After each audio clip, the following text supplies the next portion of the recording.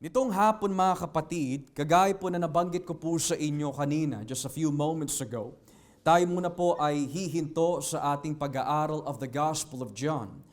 Because I believe there is something na kailangan po natin matutunan with regard to practical church guidelines para tayo po ay manatiling matatag, malakas sa biyaya po ng Panginoon.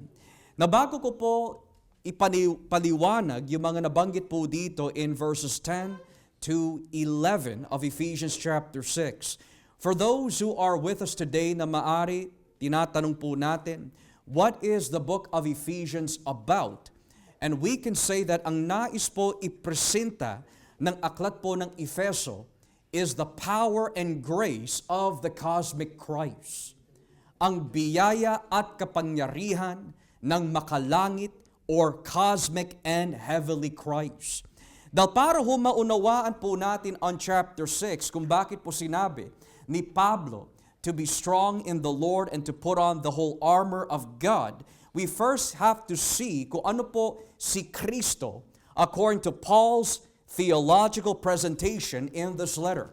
Unang-una, kung babasahin lang muna po natin saglit ang Ephesians chapter 1. In Ephesians chapter 1, beginning at verses 18 and following, nais po ipresenta ni Pablo who this Christ is na ating pinaglilingkuran. In Ephesians chapter 1, verses 18 and following, sabi po dito, ipinapanalangin ko rin na maliwanagan ang iyong puso't isipan para maunawaan nyo ang pag-asa na inilaan niya sa atin. Ang napakahalaga at napakasaganang pagpapala na ipinangako niya sa mga pinabanal. Verses 19 and following. Ipinapanalangin ko rin na malaman nyo ang napakadakilang kapangyarihan ng Diyos para sa ating mga sumasampalataya sa Kanya. Ang kapangyarihang ding ito ang ginamit niya ng buhayin niyang muli si Kristo at nang paupuin sa Kanyang kanan sa langit. Verse 21. Kaya nasa ilalim ng kapangyarihan ni Kristo ang lahat ng espiritong nagahari at namamahala, mga espiritong namumuno at may kapangyarihan. Ang titulo niya ay hindi mapapantayan ninuman, hindi lang sa panahong ito, kundi sa darating pang panahon. Verse 22, ipinailalim ng Diyos kay Kristo ang lahat ng bagay, at ginawa siyang pangulo ng lahat para sa ikabubuti ng iglesia na siyang katawan ni Kristo. Ang iglesia ay ang kabuuan ni Kristo na siyang bumubuo sa lahat. In other words, ayon po kay Pablo, who is Jesus Christ? He is the cosmic heavenly King, kung saan isinailalim ng Ama ang lahat ng bagay sa Kanya. This Jesus is not just a Jesus na namatay sa krus. Hindi lang po siya muling nabuhay. He was not just only resurrected from the dead, the Bible says. Pero sabi po ng Biblia, this Jesus who was raised from the dead ay nasa kanan kamay ng Ama. And the Bible says, isinailalim ng Ama ang lahat ng otoridad, ang lahat ng mga espiritu nagahari at namamahala, mga espiritong namumuno at may kapangyarihan, ang lahat ng yan, sabi po ni Pablo, ay nasa ilalim ng kapangyarihan ni Kristo. And with that being said, the question now is, why is that important to understand? Dahil po ang lahat ng bagay ay nasa ilalim ng kapangyarihan po ni Kristo, how does that benefit the church?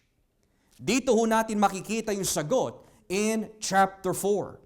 Dito po tayo in chapter 4, beginning at verse 7.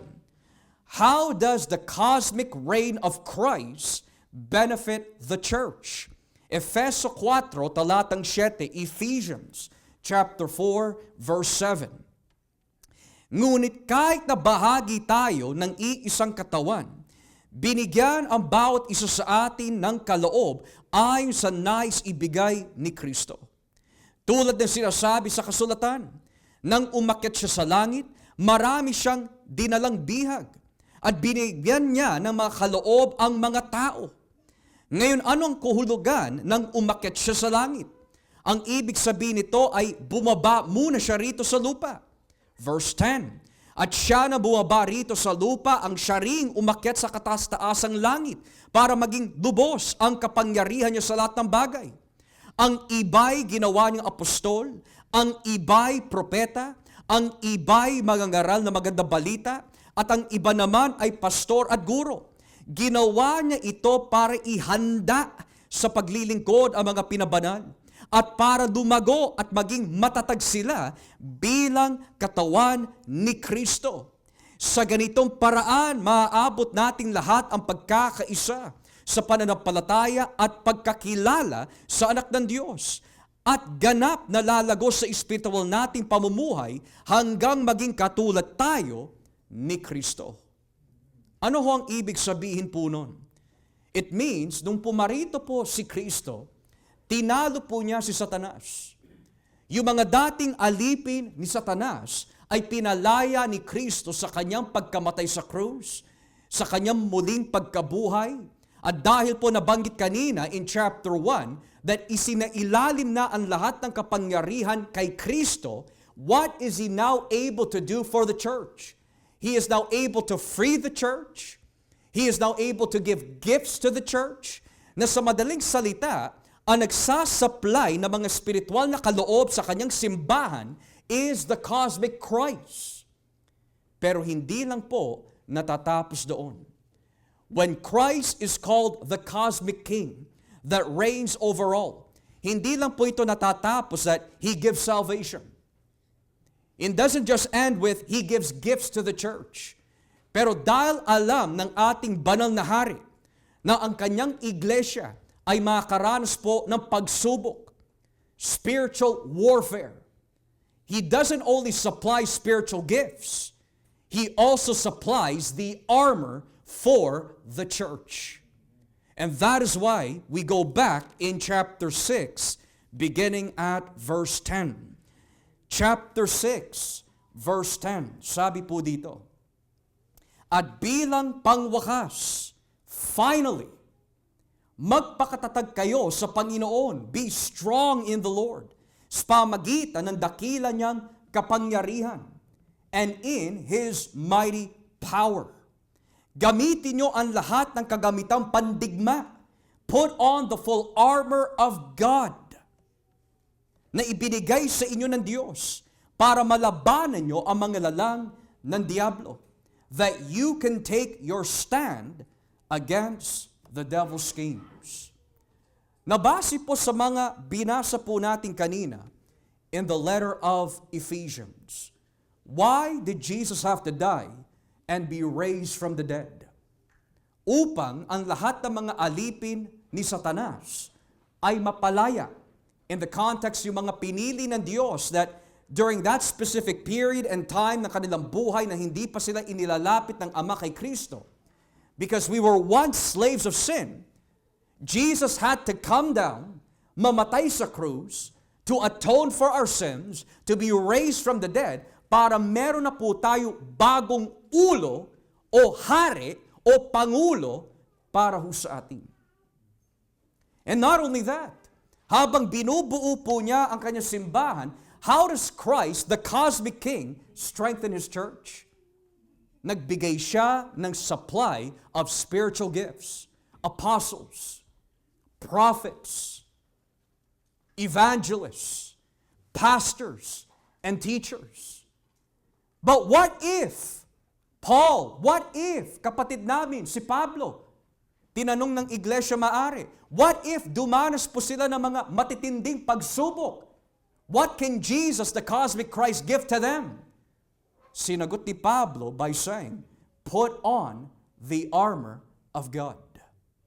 Hindi lang nagbibigay si Kristo ng kaligtasan, hindi lang nagbibigay po si Kristo ng kaloob for the church, to strengthen the church, to prepare the church, to disciple the church, to feed the church with God's Word. Nagbigay din po siya ng armor for the church. Ngayon kung tatanungin po natin, what does it mean when the Bible says, magpakatatag kayo sa Panginoon sa pamagitan ng dakila niyang kapangyarihan.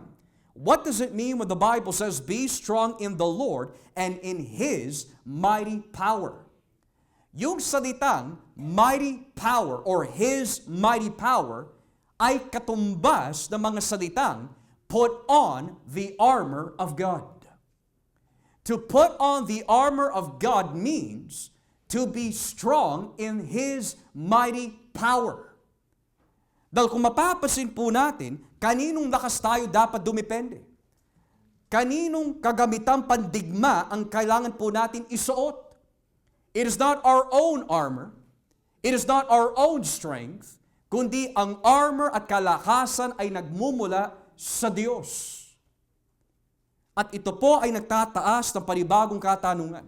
This raises another question. Why does the church need to be strong in the Lord? Bakit natin kailangan the armor of God? Kung loloobin po ng Panginoon, there are 7 things that we can learn from the book of Ephesians. Kung bakit po natin kailangan the armor of God. Hindi po ito armor na literal. Hindi po ito armor na mabibili po natin sa isang tindahan. Hindi mo ito makukuha sa Home Depot. Hindi mo ito makukuha sa Rona. This is a heavenly spiritual armor. At matter of fact, kung titignan po natin maigi, again in your own time, ang bawat bersikulo of verses 10 to 17, ang lahat ng mga armor na binanggit po dito ay tumutukoy kay Jesus. So balikan po natin ang unang katanungan, why do we need the armor of God? Number 1, para hindi natin kalabanin ang bawat isa. We need the armor of God so that we do not wrestle against flesh and blood. Read with me in verse 12. Sapagkat ang kalaban natin ay hindi mga tao, kundi masasamang espiritu sa himpapawid, mga pinuno, may kapangyarihan, at mga tagapamahala na kadilimang namamayani sa mundong ito. For our struggle is not against flesh and blood, but against the rulers, against the authorities, against the powers of this dark world, and against the spiritual forces of evil in the heavenly places. Na bakit po sinabi ni Pablo, sapagkat ang ating laban, sapagkat ang ating mga kalaban, ang ating mga kaaway ay hindi ang mga tao. What is happening in the church of Ephesus for Paul to say, your enemy is not human beings? Or minsan, narinig po natin sa mga ilang kapatiran, Pastor, hirap na hirap ako na makipagkasundo sa mga tao who are at my workplace. It's toxic. It's stressful. Para man sa iba, Pastor, ang hirap makipagkasundo sa aking asawa. Mahirap makipagkasundo sa aking mga anak. Nagtatanim tuloy ako ng sama ng loob sa kanila. Hindi na kami nagtatabi, hindi na kami nag-uusap. Ang sama-sama ng aking loob sa kanila. And that is exactly what Satan wants to do. He wants to fill our hearts with anger towards the wrong people, towards the wrong objects. Now, contextually, bakit po niya sinabi ito? Dahil ito ang nagiging problema ng church at Ephesus. They have anger towards one another. Basahin nga po natin ang Ephesians chapter 4, beginning at verses 31 to 32. Ephesians chapter 4, verses 31 and 32. Ang sabi po dito, alisin nyo ang anumang samaan ng loob, galit, pag-aaway, pambubulyaw, paninira sa kapwa, pati na ang lahat ng uri ng masasamang hangarin. Verse 32, sa halip maging mabait kayo at maawain sa isa't isa at magpatawad kayo sa isa't isa, gaya ng pagpapatawad ng Diyos sa inyo dahil kay Kristo. So bakit po sinabi ni Pablo, we do not wrestle against flesh and blood? Because the enemy in this context is not the church. The enemy is not our brothers or sisters in Christ. The enemy is not our mothers or fathers in Christ. Hindi tayo magkaaway. Hindi tayo magkalaban. Pero yan ang nais itanim ng kaaway sa iglesia ng Panginoong Hesukristo. Dahil habang nakikita po niya ang simbahan ay lumalakas sa pananampalataya, habang nakikita po niya ang simbahan ng Panginoong Hesukristo na lalong natututo sa biyaya at kalooban ng Diyos, at habang nakikita po niya ang simbahan ng Panginoong Hesukristo na tunay na nagmamahalan, may tiyaga, pagtitiis sa bawat isa, lalo ho siya nanggigigil na pabaksakin at wasakin ang simbahan ni Kristo. So ngayon, ang gagawin po ni Satanas, magbubulong ho siya. May ipapakita ho siya sa atin ng mga circumstances. Ilalagay niya sa ating puso't isipan. Magtatanim siya ng mga kasinungalingan upang maitoon ang ating pag-iisip, hindi po sa Diyos, kundi sa mga maling bagay. It is no wonder why Paul says, mga kapatid, we do not wrestle against flesh and blood. Hindi kayo ang kaaway namin. Hindi kayo ang kaaway namin. Hindi ako ang kalaban ninyo. The real enemy, spiritually speaking, mga kapatid, is Satan and his forces. That is the enemy. Kagaya po na napag-aralan po natin last week, ano hong mangyayari kung tayo po ay lalakad sa laman? Like the church in Galatia, we will bite one another. We will devour one another. Yun ang nais ni Satanas. Kagaya po na sinabi ni Kristo nung siya po ay pinagbibintangan, you cast out demons by the power of Beelzebub. Pero sabi po ni Kristo bilang tutol po niya sa kanila, if I were of Satan, then how can his kingdom stand? A kingdom can only stand kapag nagkakaisa. But imagine if a structure, if a building, if a people, if a church ay hindi nagkakaisa. Nagkakagatan. Nagsisiraan. Hindi sila nagkakaunawaan. Hindi nagmamahalan. That is why the Bible says, put on the armor of God. Because we do not wrestle against flesh and blood. Kung meron man po nakasakit ho sa atin, perhaps out of ignorance, hindi sila ang ating kaaway. Meron ka bang nabalita na hindi ka aya-aya? Remember, hindi sila ang ating kaaway. Kagabi nga, may sinabi sa akin si Brother August, Pastor, may nabalitaan ako isang tao outside the church. Ang laki ng galit niya sa akin at sa iyo. Dahil sa mga ipinapangaral mo.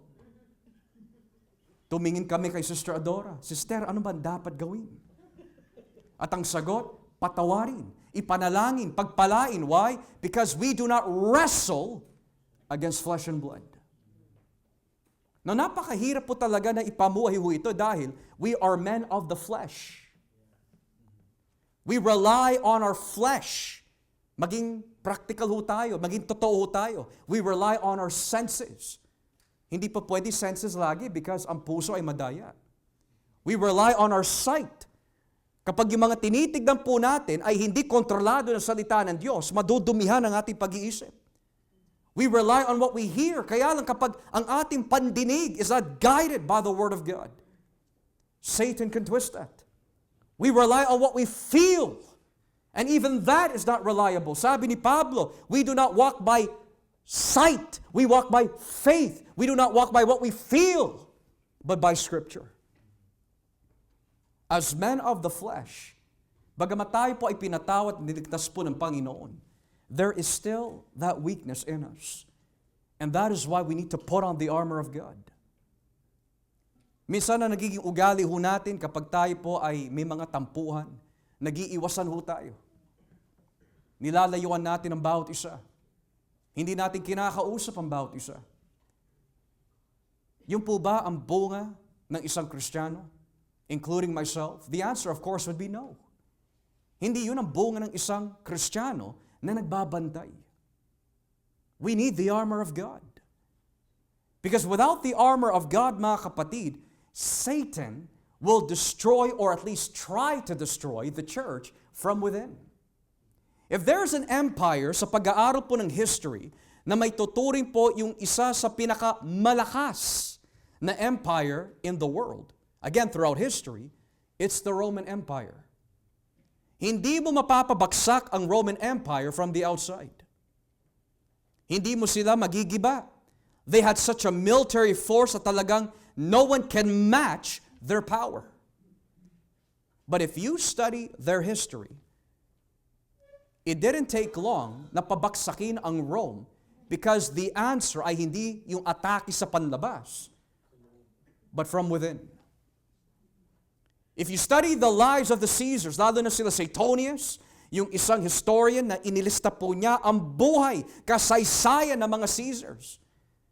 The men within the council of the palace ang siyang pumatay sa mga Caesar. The right-hand men of the Caesars. Hindi alam ni Caesar na siya ay tatraidorin at papatayin ang kanyang mga kanang kamay. At pinatay po siya. Why? Because of power. They wanted power and might. The same thing can happen to the church. Kung hindi tayo nagbabantay, mga kapatid, pwede magtanim ang kaaway upang wasakin ang church from within. And there's a biblical basis for this. Natatandaan niyo po ba yung babala ni Pablo sa mga elders in Ephesus sa Acts 20?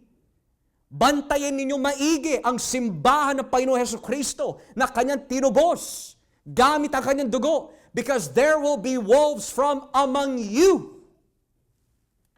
Nasasalakay sa kanila. Pero ang simbahan is wiser than that. Because sumasa atin ang banal na Espiritu. We have instruction to put on the armor of God. Kaya kapag meron po tayo nakikita, naririnig, nararamdaman, hindi tayo kumakagat. You know why? Because the armor of God, the Holy Spirit tells us, anak, huwag mo kakagatin ang pain ni Satanas. It is destructive. For the thief comes to steal, to kill, and to destroy. But our job, mga kapatid, is to strengthen one another. At kapag nakita ni Satanas na tayo po ay hindi kumakagat sa kanyang pain, lalong gitil na gitil ho ito. Kasi hindi siya makapasok eh. Ano-anong bagyo na hinagis ko sa mga taong ito, hindi pa rin sila sumusuko. Nagmamahalan pa rin sila. Nananalangin pa rin sila. Nagpapalakasan pa rin sila. Nag-uunawaan pa rin sila. Bakit ganon? Because Jesus, who is the cosmic Christ, is strengthening the church. So number one, why do we need the armor of God? Because ang ating mga kalaban is not human beings. It is Satan. Number two, bakit po natin kailangan yung armor of God? Is to secure ourselves with the truth. To secure ourselves with the truth. Balikan nga po natin, mga kapatid, on chapter 6, beginning at verse 14. Chapter 6, verse 14. Excuse me. Sabi po ng Biblia, kaya maging handa kayo, gawin ninyong sinturon ang katotohanan. Maging handa kayo, gawin ninyong sinturon ang katotohanan. Stand firm then with the belt of truth buckled around your waist. So why do we need the armor of God? Because we need security. We need to be stable. Kailangan po natin ng pundasyon. We need to be held tightly by the truth of God. Na bakit po sinabi ni Pablo such a graphic and descriptive element sa armor ng mga sundalo?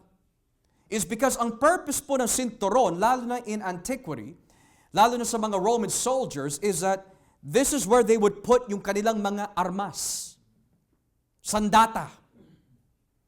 And it would secure them. It would give them security, assurance that this is right here. At kapag kailangan ko gamitin, magagamit ko. But if it's too loose, kaawa-awa ho sila pagdating po sa araw ng digmaan. The same thing for the church. Bakit po natin kailangan ng armor of God? Because we need the truth of God's Word to secure your faith. May sinasabi po si Santiago that ang ating pananampalataya is tested by different types of trials. Pero may binabanggit din po si Santiago that if we are not secure in faith and in wisdom, nagkakaroon po tayo na tinatawag double-mindedness. Unstable in all of our ways. Nang ibig sabihin, maniniwala ba ako sa pangako ng Diyos o hindi? Paniniwalaan ko ba yung sinasabi ng Biblia o ang aking nararamdaman? Nagkakaroon tayo ng double-mindedness. Totoo ba that God will provide for my needs? Or we will entertain the circumstances na nakikita ho natin. That is why we need the armor of God. We need security with the truth. Yun ang nagiging sinturon po natin. Yun ang nagpapaalala ho sa atin. Yun ang kumakapit sa ating pananampalataya. Na tuwing dumarating po yung mga bagyo sa ating buhay, may nagpapaalala sa atin. I am the Lord your God. I will never leave you nor forsake you. For my God will supply all my needs according to His riches and glory in Christ Jesus. I am the God that healeth thee. So lahat ng mga pangako po ng Diyos, the reason why you are standing firm, nakakabit po siya na mahigpit sa atin. We need that. Pero how do I know, Brother Josh, that my faith is not secured by God's Word? Tignan mo yung lumalabas sa ating mga bibig. Tignan mo yung kinikilos natin. Tignan mo yung nagiging ugali natin. When there is doubt, pagrereklamo, daing tayo ng daing, we're not running to God. We're not seeking God's forgiveness. We're not humbling ourselves before God and seeking for answers. But all we do is spew out doubt and unbelief and arrogance. That's how we know, mga kapatid, hindi nakatali ang katotohanan sa ating pananampalataya. There's no security. We need to be secured. Lalo na sa mga inaatake lagi ng kaaway. Hindi ka talaga ligtas. Hindi ka talaga ligtas. Hindi ka na mapapatawad ng Diyos dahil marami kang kasalanan ginawa. And unless the truth of Christ secures your soul, kaawa-awa tayo. That is why we need the armor of God. We need to be secured sa katotohanan. Now, ano naman po ang konteksto po nito in its application in the Church of Ephesus?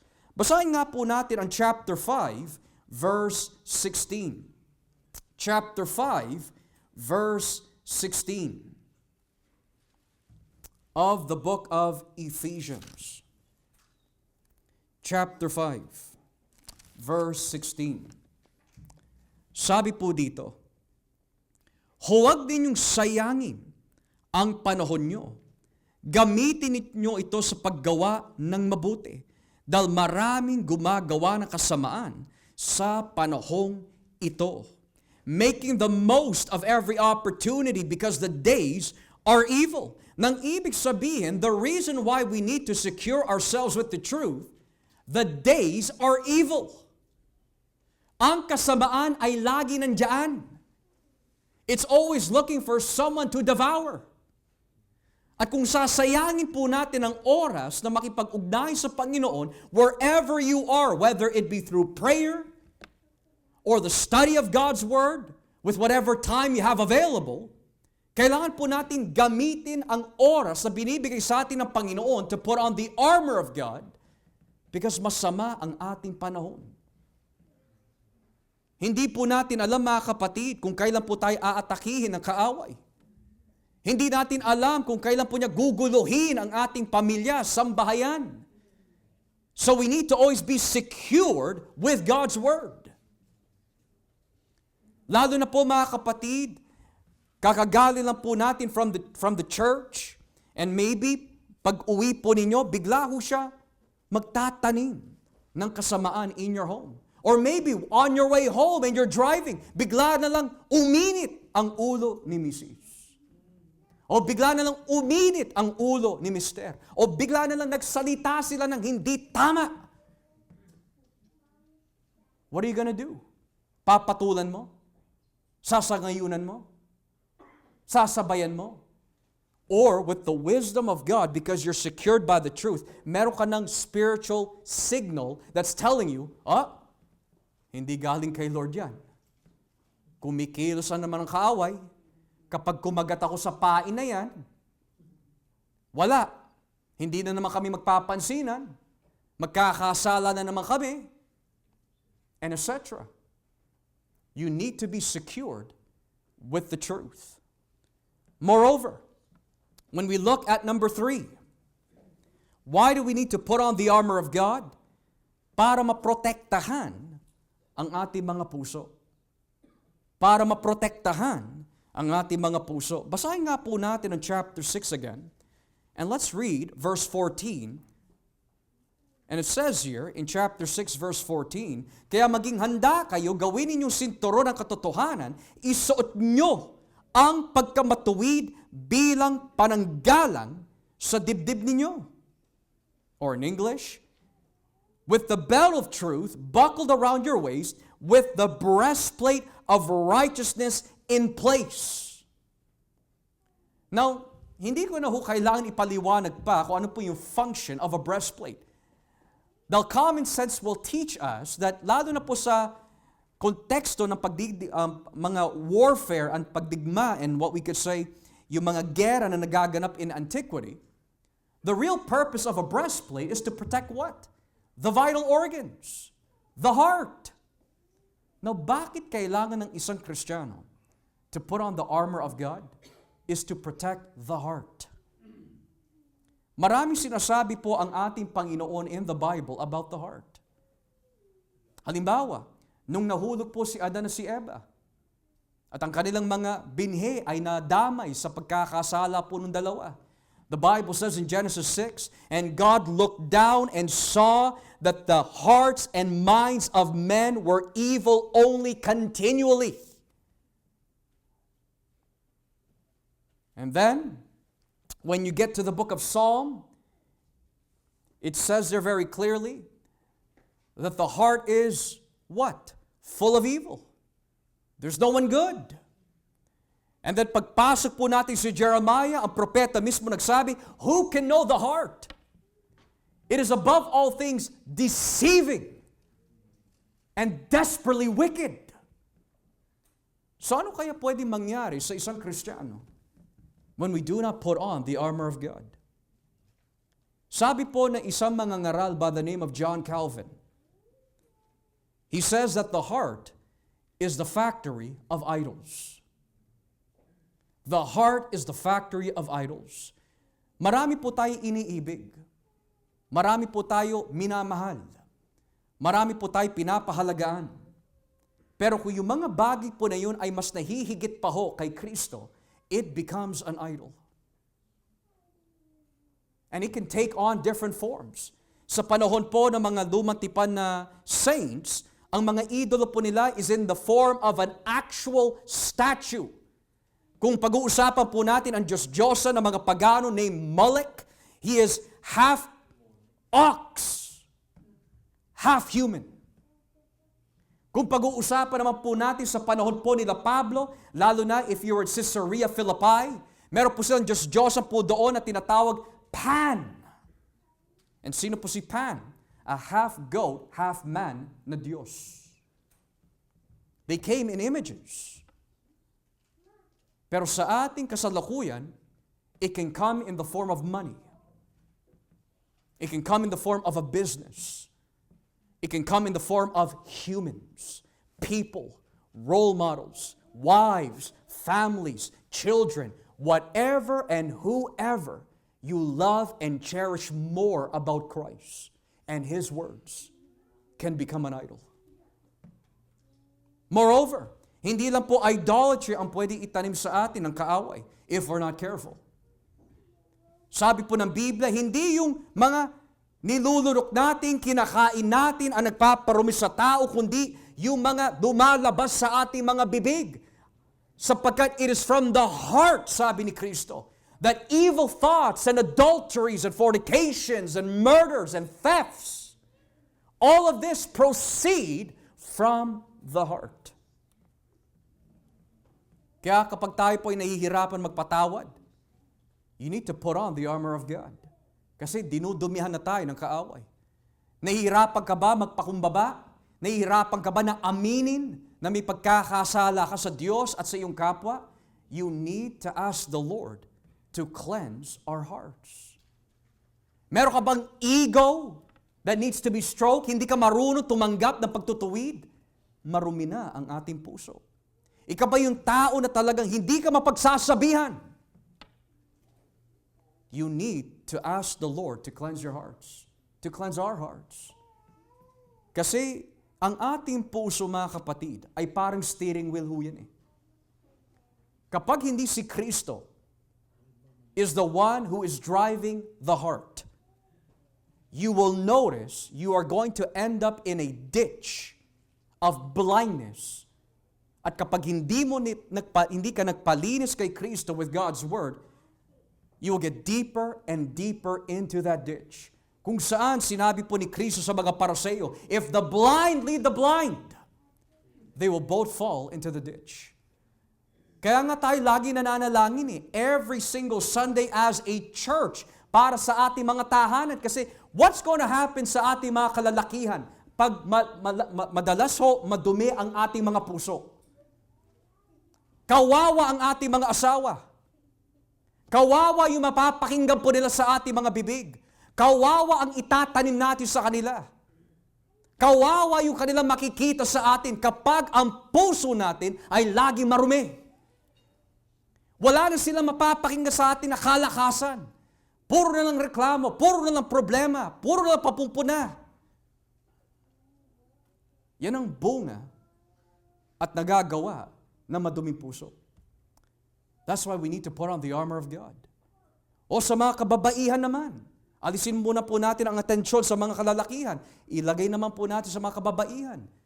Do you see your husband struggling? Do you see your husband is in a bad state? Sinasangayunan mo ba ang kanyang kasamaan? O pinapalakas mo siya with God's Word? Oo ka lang ba ng oo? Or are you discerning? Or for those, nakikita mo mainit ang ulo ng iyong asawa, sinasabayan mo ba siya? Iniinsulto mo ba siya?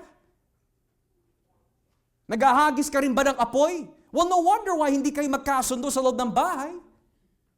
Because no one is putting on the armor of God. We need to protect the heart. Hinang-hina na nga yung isa. Kasi ikaw may kasalanan. Mangmang, wala kang alam. The Bible says, mga kapatid, that the words of foolishness is like the drip of rain. Patak, ng patak, ng patak. And over time, when all that water has been preserved, bumibigat at bumibigat po yun on a person. That's why may mga nababalitaan tayo minsan. May mga tao na nagpapakamatay. Because punong-puno na ang kanilang utak with discouragement, condemnation. Lagi na pinupuna ang kanilang kahinaan, pagkakamali. So ngayon, hindi na kaya ni Mister o hindi na kaya ni Mrs. or even in the context of the church, hindi na kaya ng isang kapatiran kasi lagi na lang siya kinokondem. Lagi na lang siya pinupuna. Walang nakakaunawa sa kanya because without the armor of God, it can lead to our stumbling or the stumbling of others. We need God's armor. We need to protect this heart. How do I know, mga kapatid, that God is working in my heart? God doesn't just work in our feelings. He draws our hearts to the Word. Lalo na kayo mga laging feeling condemned. Iniisip nyo maari, talagang pinatawad na ba ako ng Panginoon? Talaga ba patatawarin ako ng Panginoon? Bakit nung humingi ako ng tawad, nagsisi naman ako? Why do I still feel guilty? Why do I still feel ashamed? Don't rely on what you feel. It doesn't matter what you feel. Ito yung sinasabi ng Panginoon. If He has forgiven you, if you have confessed your sins, tanggapin mo na yon. Kasi kung magre-rely ka lagi sa iyong nararamdaman, kaawa-awa ka. Pastor, how do you know that? Because I've experienced that. Wala kang kapayapaan. Iniiyak mo sa Diyos, Lord, patawarin mo ako. Nakalagay na nga my word will not come back void. If I say I've forgiven you at talagang may pagsisisi ka, you are forgiven. Tanggapin mo na yun. Move forward. There's no reason in dwelling in the past. Yan ang rason, mga kapatid, kung bakit po tumiwalag si Martin Luther from the Roman Catholic Church. Kung babasahin niyo po ang kanyang kasaysayan, because hindi pa ho siya nabubuksan doon sa doktrina of justification by faith. Instead of repentance, ang kanyang natutunan, ang itinuturo sa kanila, penance. Ang ibig sabihin nun, kada na nakakasala, penance, penance, penance. At kapag binasa niyo po ang kanyang kasaysayan, nakulitan ang pari sa kanya, kasi every single day, he's always in the confession booth. I'm here to confess my sins because of evil thoughts. I'm here to confess my sins because of my bad wording. I'm here to... Lagi siya feeling guilty for every sin. So ngayon, nairita yung pari. Alam mo, bumalik ka na nga lang dito kapag you do a very grievous sin. You know, like adultery or murder. Huwag kayong lapit ka na lapit sa akin. Pero nung binasa po ni Martin Luther, yung mga manuskrito sa kanilang original na wika, natutunan niya, it's not penance that makes a man justified. It's repentance through faith in Christ that makes a man justified. What does that mean? It means that guilt ay hindi maalis sa ating puso if you're relying on your feelings, on your own strength, on your own performance. You need to walk by faith. Tignan nyo nga ho ito. Si Noah, naglasing, pinatawad ng Diyos. Si Abraham, sinungaling, pinatawad ng Diyos. Si David, pumatay ng babae, pinatawad ng Diyos. Si Solomon, bagamat siya po ay isang matalinong tao, ginamit pa rin po niya ang kanyang katalinuhan sa kamangmangan. And yet we have evidence in Ecclesiastes that he repented and most certainly he was forgiven.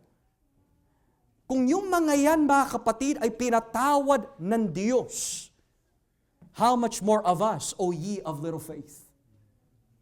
So stop relying on your feelings. Kasi yan ang ginagamit minsan ng kaaway para magduda ka sa kanyang mga salita. Kaya nga sinabi ng ating Panginoon it is finished. Tapos na. Tanggapin mo na. Come, all you who are weary and are heavy laden, and I will give you rest. Hindi sinabi ng Panginoon, if we confess our sins and we feel okay na, then He'll forgive us. Ang sabi ng Biblia, if we confess our sins, tapos. And then He moves on to the next. He is faithful and just to forgive us of all our sins.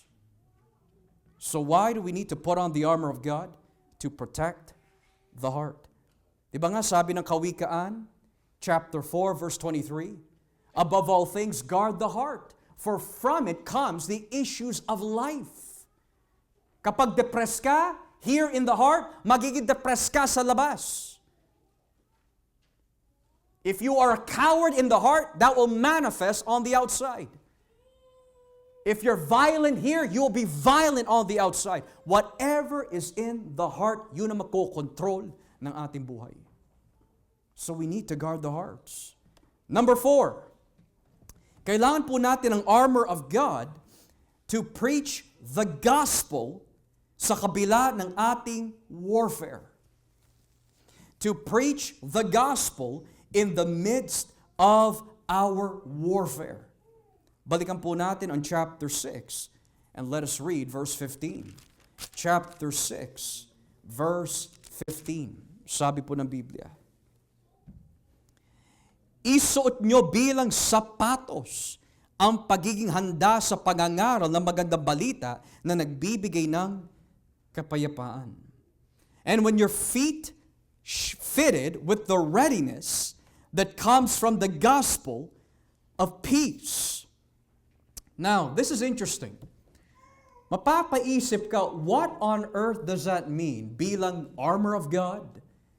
That you have your feet prepared with the gospel of peace.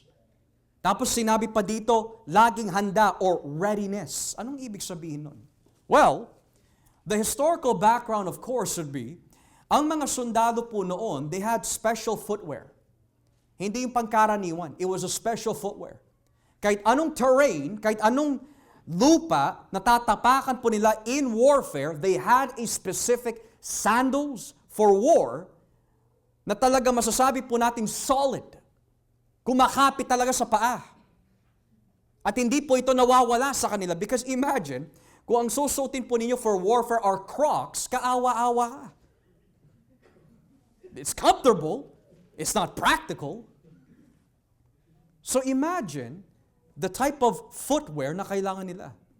Now what does that have to do with the gospel of peace? It's because this is teaching us, mga kapatid, whatever terrain of trials that you're in, nais ni Satanas that when you are in trials, hindi mo na ipapangaral ang magandang balita. Now that is true.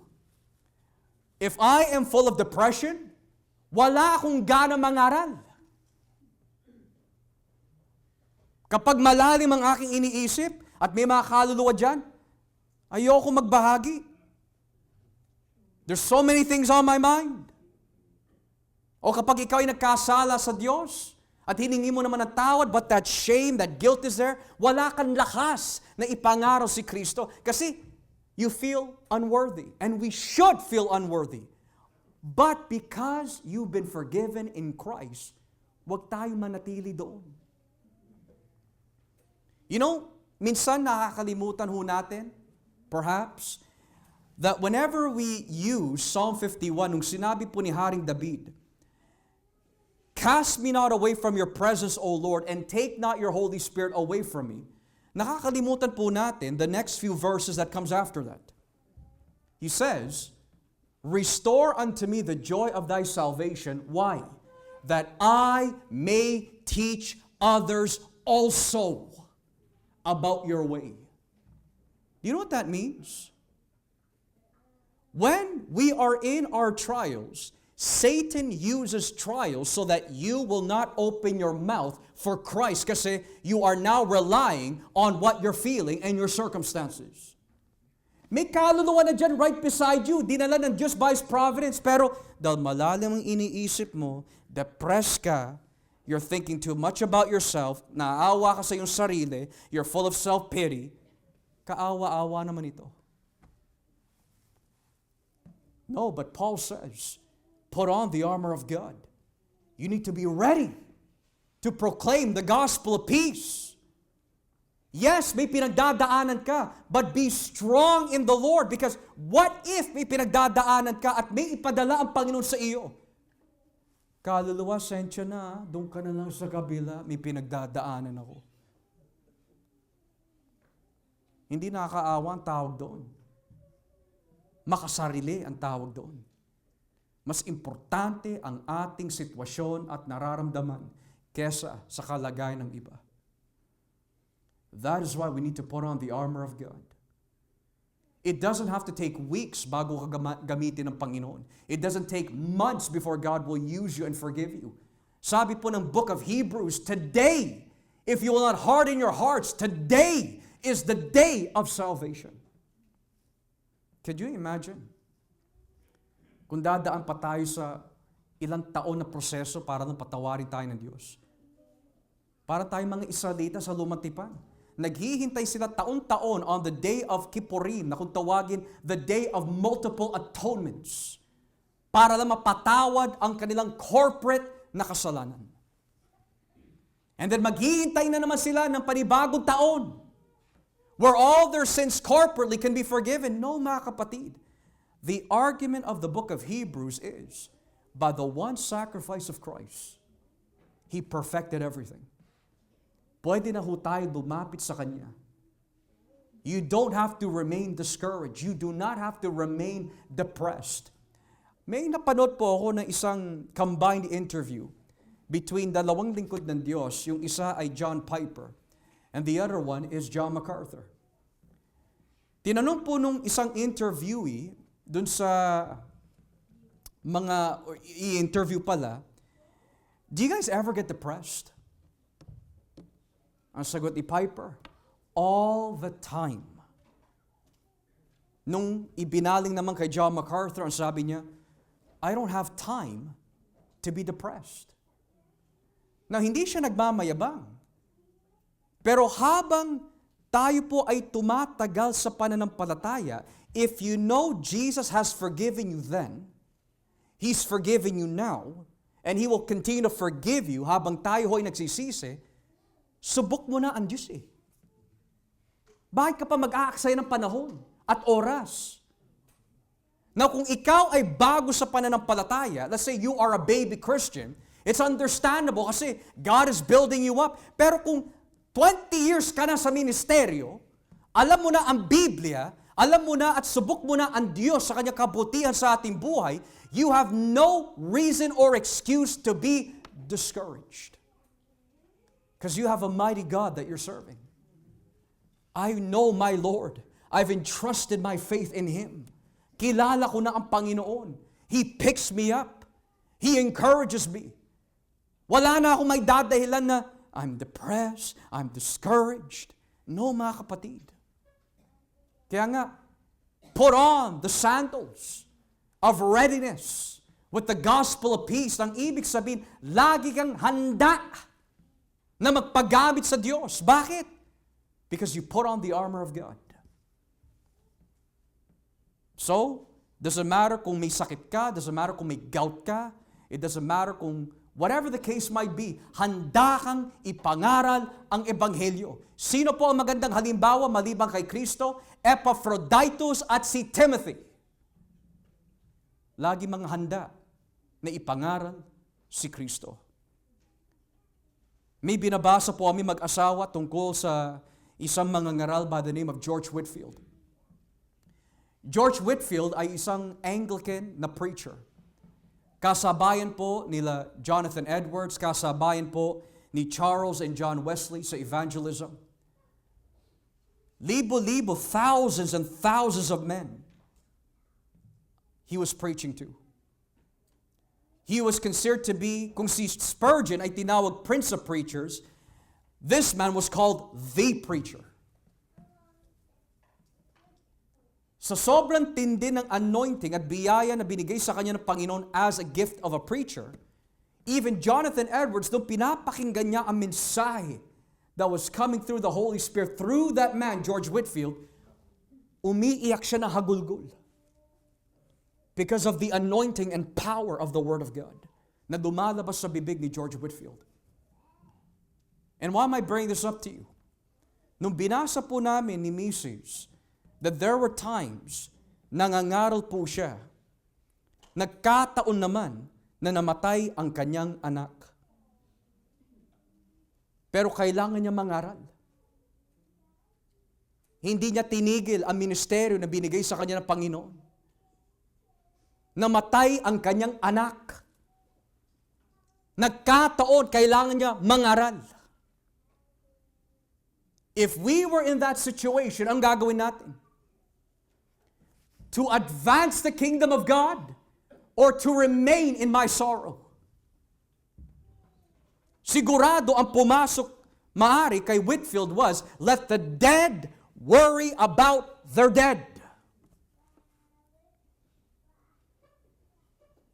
And the reason why, napakagandang patotoo ho yun is because that's one example from history of an individual who put on the armor of God. Na sa kabila po ng mga pangyayaring yan, hindi po niya itinanggi na ipangaral ang Ebanghelyo. Number 5, why do we need to put on the armor of God? To exercise our faith in God. To exercise our faith in God. Chapter 6, verse 16. Hindi lang iyan. Gamitin din ninyo bilang panangga ang pananampalataya ninyo para hindi kayo tablan ng mga panunukso ni Satanas na para mga palasong na nagliliyab. Or in English, in addition to all this, take up the shield of faith with which you can extinguish all the flaming arrows of the evil one.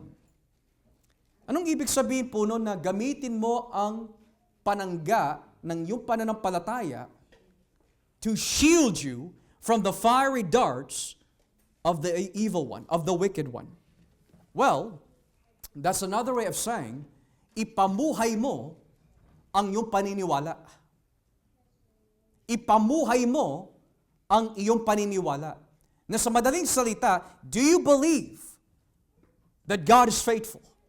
Do you believe that His words, His promises, ay hindi babalik na walang kabuluhan? If you believe that, and you believe that tinawag ka ng Diyos, you believe na ikaw ay pinatawad ng Diyos, at you believe na pwede ka iligtas ng Diyos, stop doubting God. Kasi dumarating yun eh. Minsan, it's an arrow of discouragement.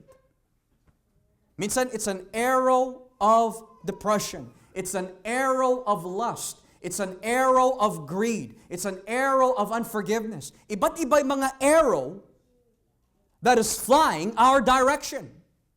It's an arrow of worldliness. So ngayon sabi ng Biblia, put on the shield of faith. Gamitin mo. Pero paano? Anong itsura nun? How does that look like na ginagamit ko ang shield of faith? Well, turn with me in the book of Proverbs chapter 30 para makita po natin how that looks like in the life of a Christian. How does that look like na ginagamit ko yung shield of faith? Basahin po natin ang verse 5 of Proverbs chapter 30. Kawikaan, kapitulo 30, talatang 5. Tignan niyo po ang nakalagay. Proverbs 30 verse 5. Sabi po ng Biblia, ang bawat salita ng Diyos ay tunay na mapagkakatiwalaan. Siya ay tulad ng panangga sa mga umaasa ng kanyang pag-iingat. Every word of God is flawless. And look at this. He is a shield to those who take refuge in Him. So what is the shield of faith? It is trusting in God's Word. Lalo na sa bawat pamilya, dumarating ho sa atin ito. The bills are piling up. And then some of us, may mga sakit karamdaman. So ngayon, tumatakbo na ang ating pag-iisip. What if? What if? What if? And then kapag hindi po tayo nag-iingat, we rely on our own wisdom and knowledge, which is not really wisdom and knowledge. At pinapangunahan na po natin ang Panginoon. Hindi dahil nagtitiwala tayo sa Kanya, pero dahil we are in panic mode. But the Bible says, calm down. Huwag kang mag-isip na mag-isip. Put on the shield of faith. Gamitin mo yun. My God says, kapag ikaw ay tinatamaan ng fiery darts, fiery arrows, my God says He will never leave me nor forsake me. My God will supply all my needs according to His riches and glory in Christ Jesus. My God says, if I seek Him first and the kingdom of God and His righteousness, all these things shall be supplied to me. My God says, call unto me and I will answer thee and show you great and mighty things you know not. There is not a promise, mga kapatid, that cannot be found in the Bible na hindi tutuparin ng Diyos sa atin if we will only exercise faith. What is troubling you? Ano ho ang gumugulo sa atin? Do you feel inadequate? Do you feel na kaawa-awa ka? Do you feel that no one understands you? Do you feel self-pity? Mga kapatid, cast your cares upon Him, for He cares for you. Kapag bigat na ang puso't isipan mo, ask the Holy Spirit to strengthen your faith. At bibigyan ka niyan lakas. May mga hindi ba magandang balita na natatanggap mo? Use the shield of faith, meaning trust in God's Word. Kasi mga kapatid, kung hindi natin i-exercise ang ating pananampalataya, si Santiago mismo nagsabi, ang pananampalataya na wala kasamang gawa ay patay. Pero how does faith grow? Two things. You need Jesus to increase your faith. Sabi po ni Jesus, ng mga alagad ni Jesus, Lord, can you increase our faith? Will you increase our faith? So para lumakas ang ating pananampalataya, we need to run to Christ. Pangalawa, how does your faith grow? When you exercise the Word of God through application sa lahat ng circumstances. Count it all joy when you fall into diverse temptation, knowing that the testing of your faith worketh endurance. So kapag i-exercise mo ang iyong pananampalataya through the obedience of God's Word, lumalago ka. Now that can be in different circumstances. That can be from a financial standpoint, relationship standpoint, ministry standpoint. Exercise what you've learned from God. Sapagkat ang katumbas po nun is to put on God's armor. Kaya gamitin po natin ang salita po ng Diyos as our guide and our shield. Lalo na kapag may mga napapakinggan po tayo ng mga hindi biblikal na aral. You need the shield of faith. Nang ibig sabihin, protect yourselves with God's Word. Eloquence is never a substitute for what the Bible teaches. Just because it sounds right, just because it looks right, just because it was delivered right, doesn't make it mean it's biblically right. We need to use the shield of faith. Number 6. Why do we need to put on the armor of God? To protect our minds with assurance. To protect our minds with assurance. Chapter 6, verse 17 of Ephesians. Sabi po dito, isuot nyo bilang helmet ang tinanggap ninyong kaligtasan. Isuot nyo bilang helmet ang tinanggap ninyong kaligtasan. In verse 17, take the helmet of salvation. Now, kagaya po ng breastplate, hindi na ho kailangan ng explanation kung ano po yung function nitong armor na ito. Kung may helmet ka, natural, what is it meant to protect? Alangan naman yung paa, it's clearly the head. And the question might be, why is it called the helmet of salvation? Because dumarating sa buhay ng isang Kristiyano that even though they're truly saved, that Satan will accuse them over and over again about their past and make them believe that God has not forgiven them. Hindi ka naman pinatawad ng Diyos eh. Ang lalim ng mga kasalanan mo. Natatandaan mo ba yung mga pinaggagawa mo noon? Hindi ka mahal ng Panginoon. God is not going to use you. Wala kang kwenta. Give up. Or sometimes, paulit-ulit na lang ang ginagawa natin na kasalanan. Ngayon, bubulong ang kaaway. bubulong ang ating madayang puso. Hindi mo ba nakikita? Paulit-ulit na lang ginagawa mo, paulit-ulit ka na lang. Iyak ka ng iyak, paulit-ulit naman ang ginagawa mo. Sisi ka ng sisi. You think patatawarin ka ng Diyos? Mamatay ka na. Pero sabi ng Biblia, there is assurance. Because what the Holy Spirit will tell you in the Bible is, anak, there will be times you will sin. There will be seasons na matindi ang iyong pagkakasala. But if you come to me upang magpalinis, patatawarin kita. Hindi kita itataboy. I'll never set you aside. Come to me. Ako bahala sa iyo. Huwag mo pakinggan si Satanas. Huwag mo pakinggan ang iyong mga nararamdaman. Run to me. Ako bahala sa iyo. I died on the cross for you. My grace is sufficient. My atonement is a perfect atonement that lasts forever. Just because nagkasala ka na malaki does not mean hindi na kita patatawarin. Lumapit ka sa akin. We need that assurance. Matter of fact, kapag tayo ho ay nagkasala, ano po ba ang katibayan na tayo nga po ay ligtas talaga? Ang taong binuhay mula sa espiritual na kamatayan, kapag siya'y nagkasala, basag ang kanyang puso sa harapan ng Diyos. Pero ang taong patay sa pananampalataya, patay sa espiritual, kahit magkasala yan, parang wala lang.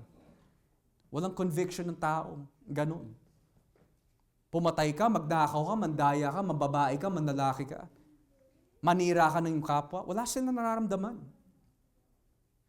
Pero ang taong binuhay mula sa mga patay, basag na basag ang kanilang puso.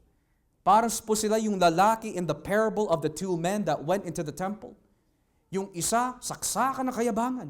Hindi ako kagaya nitong taong ito. Lagi ako nag-aayuno. Action star, wala siyang binida kundi ang kanyang sarili. Pero yung isa, hindi siya makatingin sa langit. Dinadagukan po niya ang kanyang dibdib. I've sinned against God. I'm a hypocrite. I'm a broken man. Do you know the sinner's prayer is biblical? Because he was the first one to do a sinner's prayer in the Gospel of Luke. He says, "Have mercy on me, a sinner." Yung po ba ang nararamdaman ninyo, mga kapatid, when you sin? Na hindi ka makatingin sa langit? It's because the Holy Spirit lives in you. You have eternal life residing in you. And if the Holy Spirit is in you, hindi ka niya na iiwanan magpakailanman. He will never leave you, ever. You know why? Because the Holy Spirit has sealed you until the day of redemption. You know what that means? You can fall 1,000,000 times, but because you are sealed by the Holy Spirit, He will continually pick you up and cleanse you and strengthen you and restore you and bring you back. Kasi may kasunduan ang Ama, ang Anak at ang Espiritu Santo. None of them will ever perish from my hands. Assurance, protect our minds. Pero kung hindi naman condemnation ang kahinaan natin, we also need the armor of God for our minds. Kasi mga kapatid, maging totoo tayo. Bahagi na ho ako dito. Madali po tayo matangay ng mga maling aral at maling pag-iisip. Na bakit kaya sinabi ni Pablo ito, protect your minds? Ano po ba nangyayari in the church of Ephesus? Basahin nga po natin ang chapter 4 of Ephesians. Ephesians chapter 4. And dito po tayo sa talatang 14, verse 14. Sabi po ng Biblia, Ephesians 4, verse 14, bakit natin kailangan ang helmet of salvation? Look what it says here. At kapag naabot na natin ito, hindi na tayo tulad ng mga bata na pabago-bago ng isip at nadadala ng iba't ibang aral ng mga tao nanlilinlang na ang hangad ay dalhin ang mga tao sa kamalian.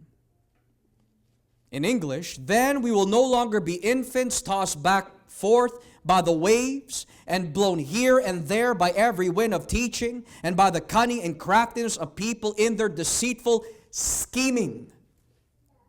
You see that English word scheming?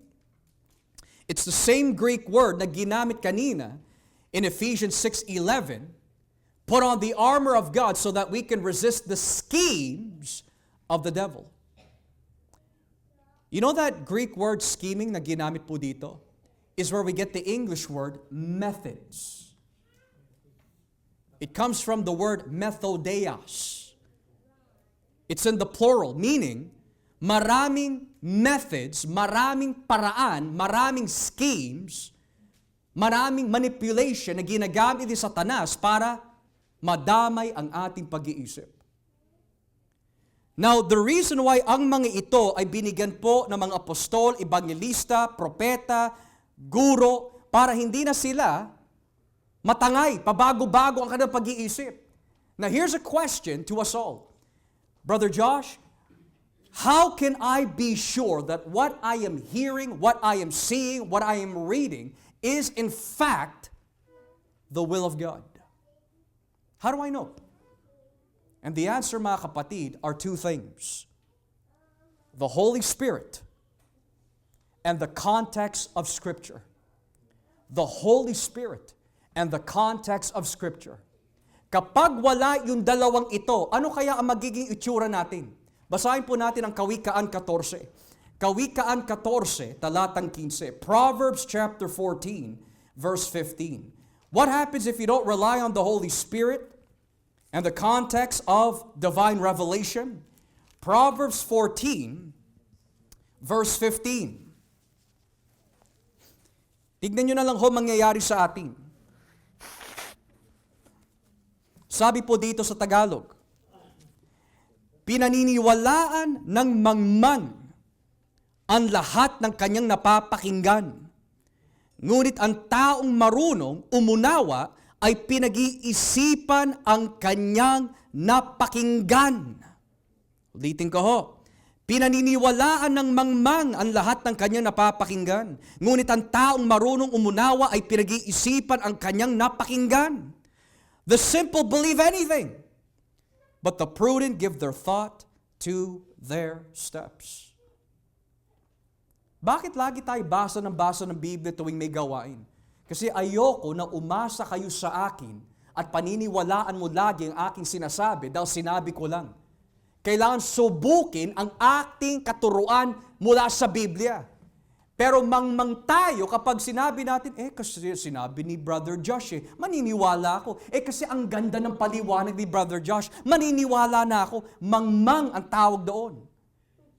Alam mo, ang pinakapaborito kong mangangaral is D.A. Carson.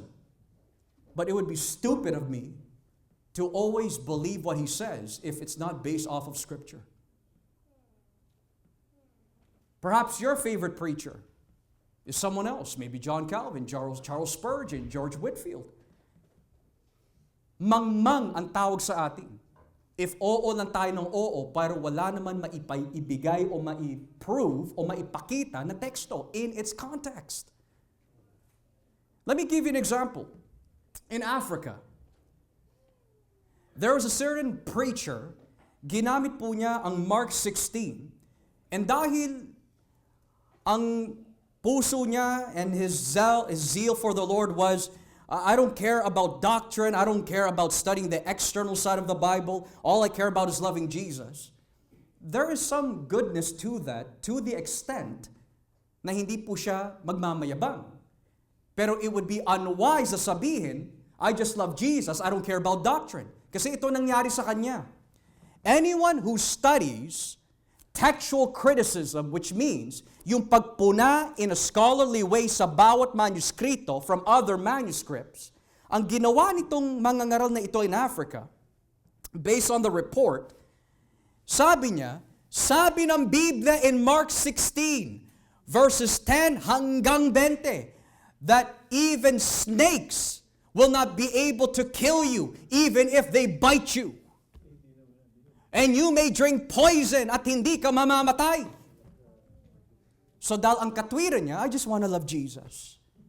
I don't care about doctrine. I don't care about manuscripts. I don't care about theology. I don't care about anything about that. I just care about loving Jesus. Anong ginawa niya? He demonstrated before the church, look, ito ahas. Look, the venom. Nagpagagat siya, ininom niya. Ano nangyari? Namatay. Now, it's unfortunate because kung iningatan lang po niya ang kanyang pag-iisip by being a critical thinker with the help of the Holy Spirit, hindi na sana siya uuwi sa ganun. Pero pastor, bakit hindi po nag-work? Di ba nakalagay naman talaga yun in Mark 16? Not in the original manuscripts. If you read your Bibles at binasa niyo po Mark 16, may mga footnotes po siya, may mga brackets po siya starting at verses 10 hanggang 20. Ang tawag po doon, the long reading of Mark. Wala po yun sa sinaunang manuskrito. So biro mo, doon siya dinala ng I love Jesus niya. That is foolishness. Kaya nga sabi dito pinaniniwalaan ng mangmang ang lahat ng kanya napapakinggan, ngunit ang taong marunong umunawa ay pinag-iisipan niya ang kanya napakinggan. This is also applicable kapag tayo ay tinutuwid. Hindi na tayo aggressive na tanggihan yung mga napapakinggan natin. Unawain natin. Unawain natin. Ano ba yung sinasabi sa atin? Namnamin natin yun. Hindi lang yung pinakinggan mo lang 2 words and then ayaw mo na makinig. No, mga kapatid. Kamangmangan ang tawag sa taong ayaw makinig. Pero ang taong marunong pinakikinggan niya, maigi. Now, if you have disagreements about certain doctrines or eschatological views, it would be foolish to dismiss yung sinasabi ng kapatid mo na hindi mo pinapakinggan. You have to admit that we don't know everything. Right? So that's why the Bible says, put on the armor of God. Protektahan mo ang pag-iisip mo. Huwag lang tayo makinig na makinig. Unawaan natin through the Word kung tama nga ang ating pakikinggan. Kagaya po ng mga Bereans sa kanilang ginawa kay Pablo. Lastly, why do we need the Word of God?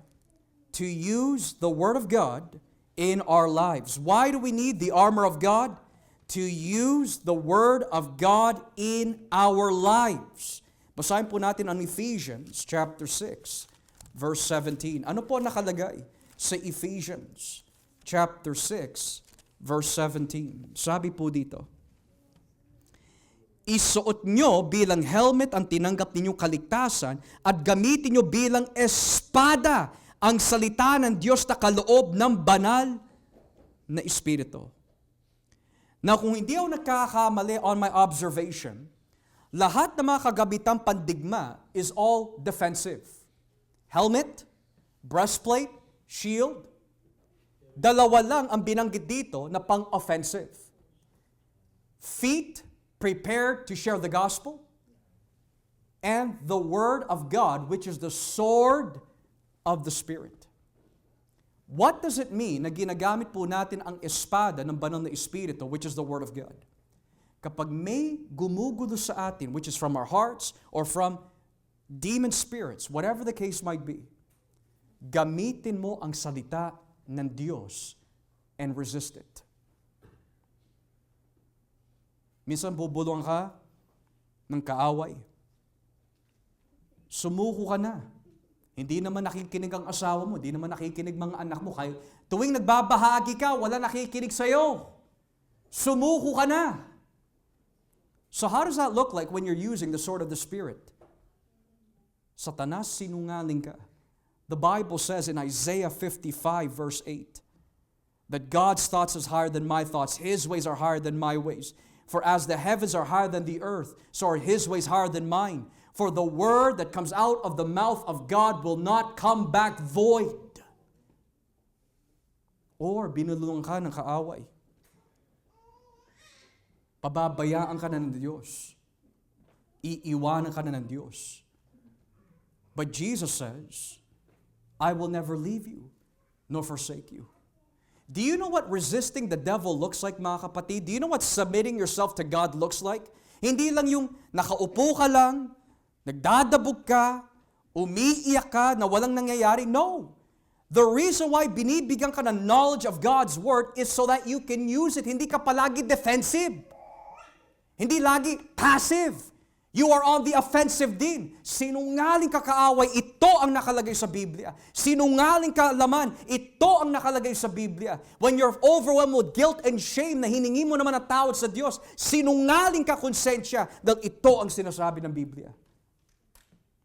Pero kung hindi mo gagamitin, wala. Mababaon ka. You will be brought down. That's why you need to put on the armor of God. Use the sword of the Spirit. And you will see, mga kapatid, when you submit yourself to God at ginamit mo ang pangako ng Diyos at ang salita ng Diyos, God will fight for you. Dahil yun ang ginawa ni Kristo na siya ay tinutukso in the wilderness. He used the Word of God. Tuwing meron tukso na binibigay si Satanas kay Jesus, ano yung ginagamit ng ating Panginoon bilang offense? Sabi niya, it is written. It is written. It is written. Kaya hindi po pwede John 3:16 lang ang alam natin. Hindi po pwede Genesis 1:1 lang lagi ang alam natin. We need to grow in grace and in the knowledge of the Lord Jesus Christ. Kaya nga, hindi lang pwede puro New Testament lang. You need the Old. Hindi lang pwede Old Testament lang. You need the New. And when you combine these two, mga kapatid, the sword of the Spirit is at your disposal. Because if there's something na hindi kaya ni Satanas, it's when the Christian uses the Word of God, not by his power, not by his might, but by God's grace. This afternoon, sa ating pag-aaral, mga kapatid, nakita ho natin the 7 reasons why kailangan po natin yung armor of God. And why in this mini-series, it's called Practical Church Guidelines, because susubukin ang bawat isa sa atin. Baka mamaya pa lang subukan ka na nakaaway. Baka sa ating mga fellowship, magtanim po siya ng maling pag-iisip, sama ng loob, in your hearts and minds sa mga ibang kapatiran. You need to be prepared. Kasi hanggat hindi ho natin ginagamit yung mga binigay sa atin ng Panginoon, paano ka magmamature? Hindi habang buhay lagi tayo naka-diaper spiritually. Hindi habang buhay lagi hinahawakan, inaalalayan ang ating mga kamay. We need to grow. What if sister is not there? Nasasalo sa'yo. What if brother is not there para sumalo sa'yo? It doesn't matter. Meron kang Diyos na malalapitan. So in short, Brother Josh, paano ko po makukuha ang armor na ito? Verse 18. At manalangin kayo sa lahat ng oras, sa tulong ng banal na Espiritu. Ipanalangin nyo ang lahat ng dapat ipanalangin. Huwag kayong magpabaya. Patuloy kayong manalangin, lalo na para sa lahat ng mga pinabanal. How do we have the armor of God? Prayer. How does it look like to be strong in the Lord? Prayer. Huwag mo lang ipanalangin ang iyong mga sarili. Ipanalangin mo rin ang mga kapatiran. Baka may pinagdadaanan din sila. Wag lamang ang ating mga sarili ang ating iniisip. Na lagi tayong kawawa, lagi tayong may hinaharap. Hindi lang tayo, mga kapatid. May mga iba din. Baka hindi pa nga nagsasalita May mga tao na nakikita ho natin, hindi pala kibo. Tahimik lang sila. Wala sila pinapakita ng emosyon. Pero kung bubuksan lang ng Panginoon ating mga mata spiritually, at ipapakita niya ho sa atin yung mga hindi natin nakikita, Baka magulat tayo. Sila pa yung bugbog na mga circumstances. Pero hindi lang sila kumikibo. Why? Because they're trusting in God.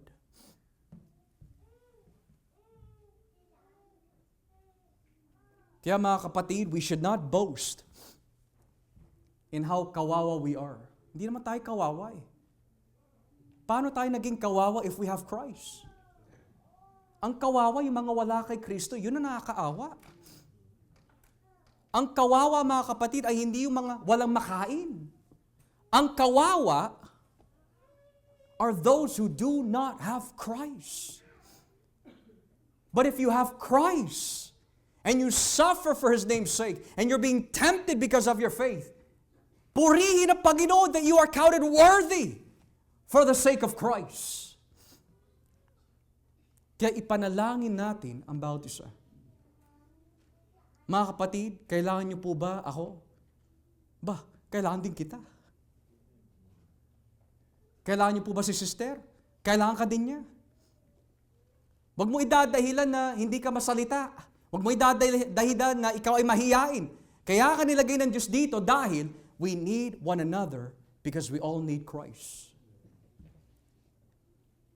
Put on the armor of God. Because this armor is the Lord Jesus Christ. As we pray.